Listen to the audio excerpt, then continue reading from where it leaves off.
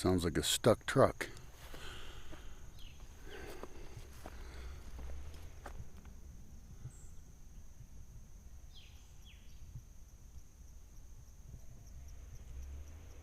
Sounds exactly like a stuck truck. I know who it is, which means that they're going to want to use a different road. I was about to leave, and I was going to talk with you about freedom and communities and the kind of space I'm trying to create here, and how there doesn't have to be diametrically opposed. Is that the right use of the word, diametrically? I don't know.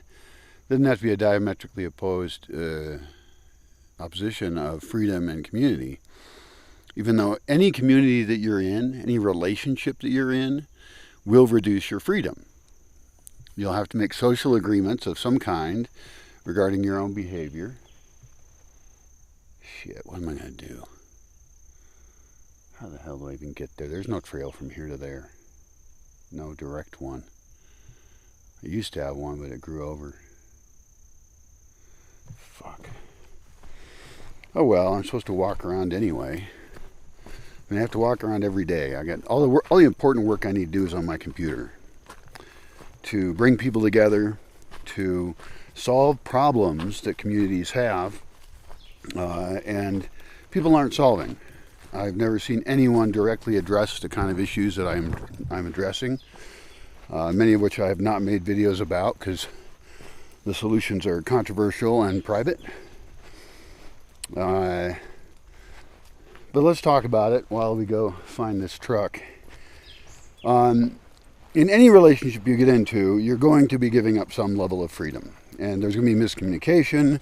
In fact, usually the relationship you get into, you shouldn't be in the first place. I keep seeing online all these people looking for advice about their relationship, and it's like, well, the short version is your relationship sounds like it sucks, and it sounds like you should have talked about a bunch of issues before you got into the relationship. Like even basic things like whether you want to have kids or not.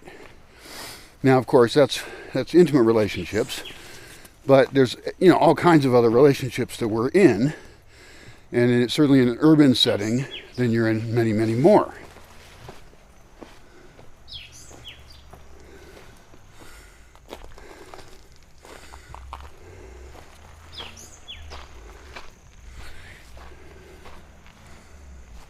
Yeah. And so I'm very interested in breaking it all down. Break it down into components. And a lot of community type settings, they'll just be like, well, let's go with natural law. Let's just get good people together, and try and make something really that functions and is good. And it's like, that doesn't always work.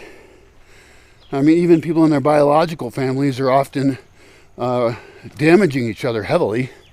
There's lots of abusive situations. Why is this piece of wood right here? That seems odd. Incorrect place for it. And so let's break it down into every possible issue and then have somebody fill out a lengthy survey on their values, ethics, their preferred lifestyle, everything else that they want to do, and then have that be compared with various other people so that they can team up with, whether it's for intimacy or not, every other aspect of their life. And how important an issue is or not is different. Like, how much do you want to travel? Do you want to isolate? Do you want to eat rich foods and get really fat and die? What's your personal thoughts on drug use? And of course, a lot of people aren't going to be honest, especially if they know what their target answer is supposed to be. And that's one of the problems I face, is people think they know what I want to hear, so they're going to tell me that. How did an avocado get to here? I don't even know. And where the hell is this truck at? I don't hear it anymore.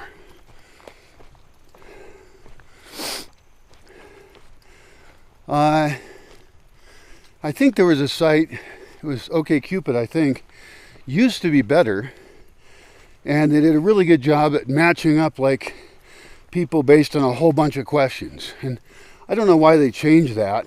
They still have questions. I hear voices. They're not out of here yet. Shit. But ideally, people could hook up to create businesses and to create entities and clubs and neighborhoods and intentional communities and whatever, and do it in a way that actually functioned well and served the people involved.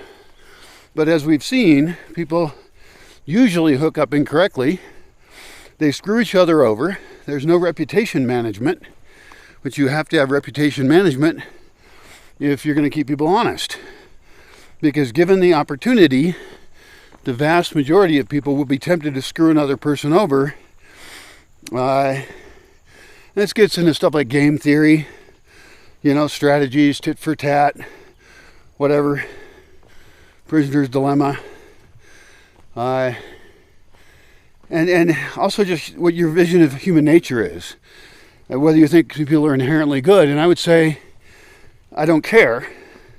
I do care about everything, but yeah,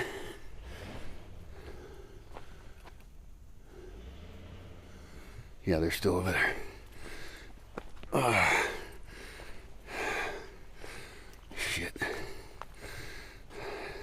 That's why I don't like driving my van around here.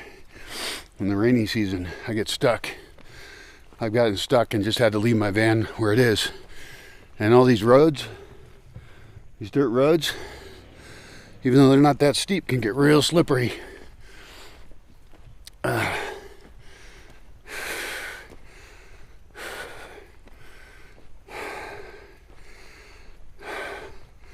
So, regardless of what you think the nature of people is, in practice, it is so utterly common for people to screw each other over that some people, like me, don't want to deal with people at all. That's a very lonely position to be in, and yet I don't want to take the risk. I don't want to take the risk of being screwed over more. And the way things are set up, there's not really a lot of punishment for people who do the screwing over. They get away with it. We have a transient culture where some people move from place to place and their reputation doesn't follow them. Now, the idea of reputation tracking might sound controversial, but that's how we were evolved. It used to be that people knew you since you were born. Oh my God, this road up here is totally screwed.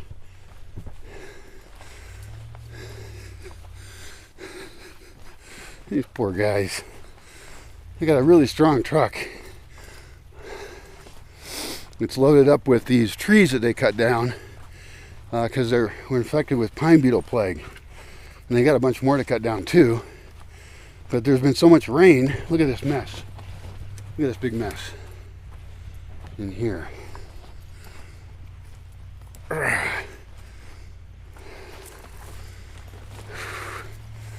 God, I can barely walk through. It's all muddy. Hope I don't slip and fall down. Oh shit, I'm sinking into the mud. There we go. Okay. They're out on the main road now. But it sounds like they're having trouble getting up that, and that's not even steep. Oh shit. I think they made it out. So I'm going to miss them. Not that it matters. But they were saying they were going to come back today. Yeah, there they go. I walked over here for fucking nothing. A pointless waste of time. I got to walk back through the mud. Great. So as you read about and experience the interpersonal conflicts you have in your life or in your job, with your government, with your government at whatever level, maybe even with your homeowners association or whatever it is. Okay, don't slip, motherfucker. Do not slip. Okay, good boy.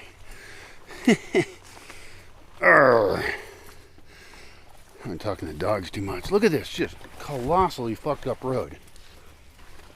Oh my God, what a mess. This is why I need to build real roads. I actually did the math on what the material cost of putting a chain link fence around the whole property would be. It would cost $169,000, I think it was. And that's without any labor. And of course, it's like 3 kilometers of fencing, and that's just the exterior, which would be great. But I want interior fencing, and that's actually what I'll end up going for. I'm not going to try and fence the whole property right away. Also, part of it, my neighbor might do, but that's a very small part, like maybe 200 meters, because they have an avocado field over there, and they can't export it unless they keep animals out, and I don't want to pay for the fence for their avocados. But I need internal fences for chicken raising, rabbit raising. It doesn't always have to be chain link. I could keep burrows just in with barbed wire, but even then I would want to fuck. It's nice to walk up here. I haven't been up here in a little while. This is a road right here. An unused road. So the idea is that if you match people up correctly, you actually end up with a higher level of freedom because you've made a social contract with them. You all agree already on a whole bunch of stuff, so you don't have to have constant conflicts about it. That's really cool. And so that's the current solution I'm looking at, is figure out what things actually matter to me. And there's quite a few. And there's quite a few in your life as well. Now, it's one thing to go to a festival with some people temporarily and party with some people for an evening or a day. But it's a lot different if you're living with them. It's a lot different if you're economically involved with them, or if their lifestyle actually affects yours. So better matching would automatically reduce conflict within a community.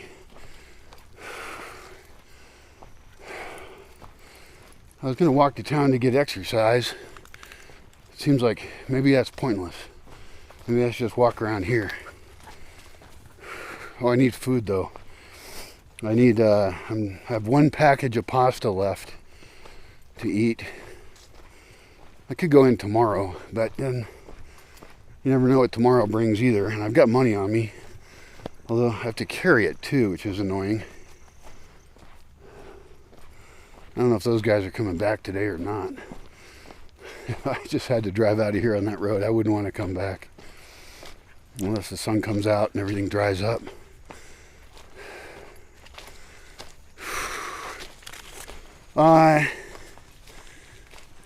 So what questions would you ask? What questions would you ask that were specifically divisive to exclude the people who you're not compatible with? Some of them, of course, people aren't going to answer honestly. Like, is a pedophile going to say they're a pedophile? No, probably not. And we should do background checks on people anyway. I think it's worth it. And actually, another solution I have is to have stages of getting involved in a community where you go to kind of recruitment communities or events, and you're actually being evaluated on your behavior.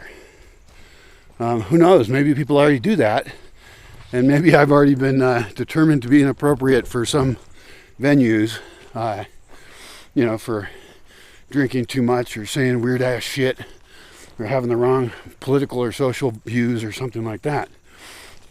But I think that's the way to do it, is protect your communities by never inviting unknown people into them, and then having events and entry-level communities that people come into.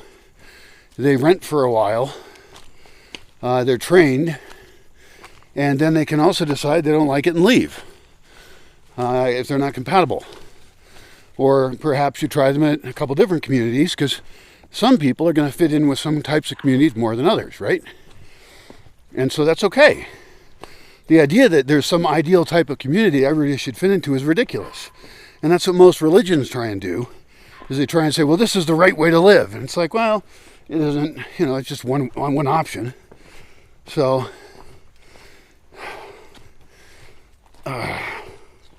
so how do we be exclusive, and how do we accept that fact? Because it's really been hard for me to accept the idea of being exclusive. It's very hard for me to say no to people that want to come visit me. But I've been fucked over so many times, even if the majority of people are fine and will follow a basic agreement. There's real sociopaths out there, and they have a lot of need to find new victims because their victims get sick of them. I had one guy staying here that I had to kick out. I had to just go to him and tell him, there's a taxi showing up. You're going to put your shit in it. And I had to pay a lot to get a taxi to come up my road. I had to get a pickup taxi because most taxis won't come here. And I said, you're going to be in that taxi and you're leaving. And he tried to tell me I was racist because of it. But the people he was creeping out, the 4 women that were here that he was creeping out, really wanted him gone. So he went around and told them I was racist. They didn't take that seriously at all, since especially not all of them were white at all. In fact, I think most of them weren't. I don't really recall. I only recall a couple of them that were here. But they were very happy I got rid of him because he was creeping people out. And I had actually checked on him with another community. I called the community he was in the past, and I said, well, what's this guy's deal? Is he cool or what? And they said, yeah, he's fine. And then after he left, and I don't really like kicking people out, but it's part of my job, I guess, but it shouldn't be. I should figure out some way to avoid it. And I asked him, well, I just had to kick this guy out. Did you have these kind of problems? And they were like, well, yeah, we did have those kind of problems with him. And that's why we kind of had him leave. I was like, well, why didn't you tell me that? And I forget how they worded it, but basically, it's not worth risking their reputation to insult someone else's reputation, because that person will then go around and say bad things about them. And the people I've had to kick out of here, generally, one of them, the last one, specifically said they were going to lie about me and say bad things about me as much as they could. And that's after they stayed free here for a fucking week. And they didn't do much to help. The guy helped with me one day. He helped me a little bit, and they were smart, nice people, but they're fucking sociopaths. And they don't even know it. They felt victimized that I was telling them to leave. And they were staying for free. Because I had great hopes that they were going to be good people. Well, guess what? People aren't very good. And I would love to have this assumption of goodwill. But I think, and I've sometimes said, like we should start with the assumption of goodwill with people. But I now think that's a bad idea. Assume bad will and structure your community and the way it protects itself, assuming that people are bad. You don't have to tell them you think that. And you don't have to apply that to your behavior towards the individual person, of course. You don't want to do that. But you do set up structurally the way you schedule things, the way you have what they're exposed to, what equipment they have access to, what information they have. You keep them away from that because that gives them power over you. And like it or not, some people are just vampires, and they're not welcome somewhere else, so they're always out there looking for a new victim. And, I can't retrain these people. I don't have the resources for that, and I'm not willing to do it.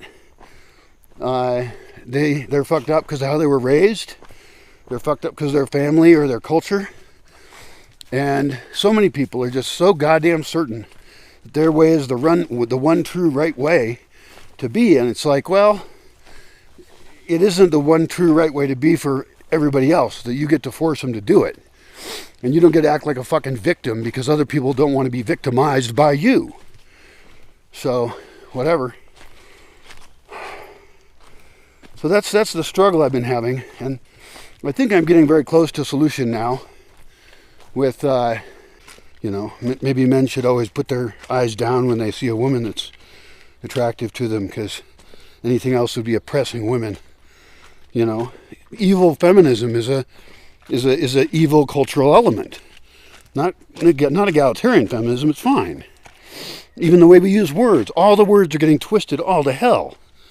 There's another one I noticed today that it means the opposite of what it could mean, or it officially means. And so in a conversation, you cannot use these words because you're not having the same conversation with the other person. You can end up hating the other person, and it's just because you're not even using the same terminology. You're not talking about the same fucking thing. On the other hand, there's also people who just fundamentally disagree.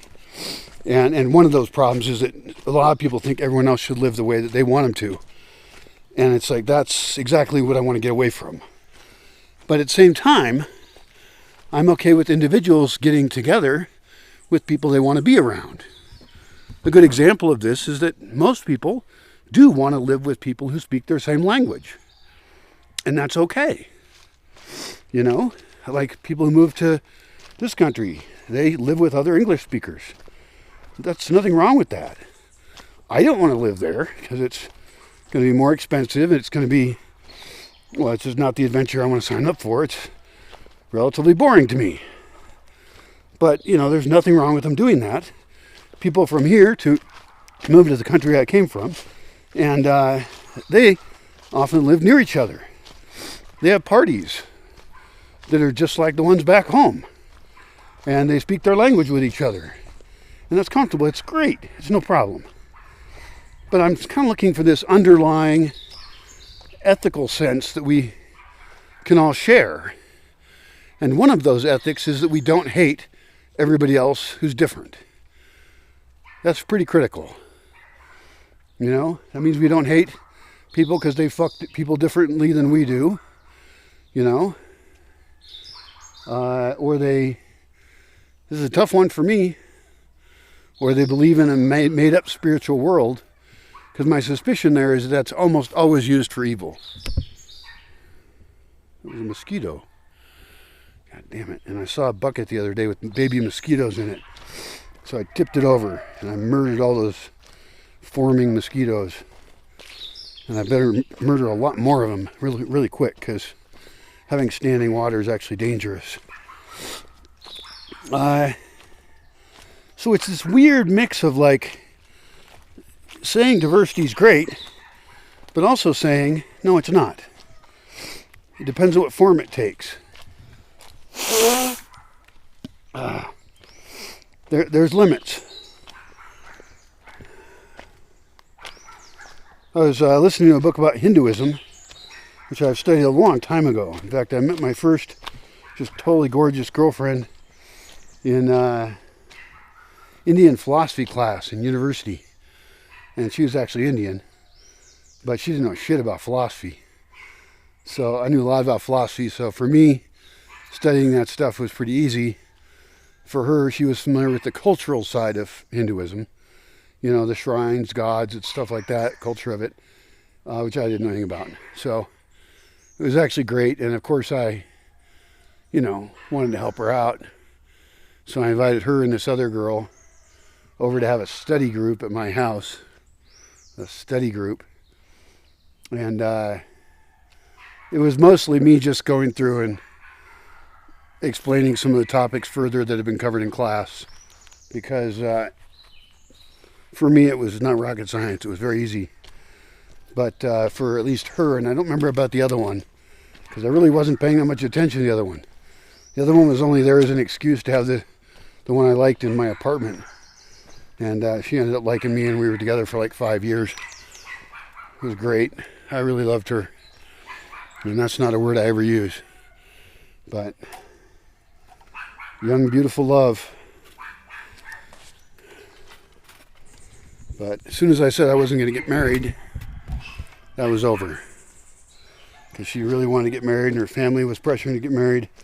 And of course she got married to an Indian guy in an arranged marriage. It's unfortunate. Of course that didn't last either. because marriages don't last anyway, but oh well. So, as I think about trying to define some group values, I'm getting to town now, so I'm going to have to quit.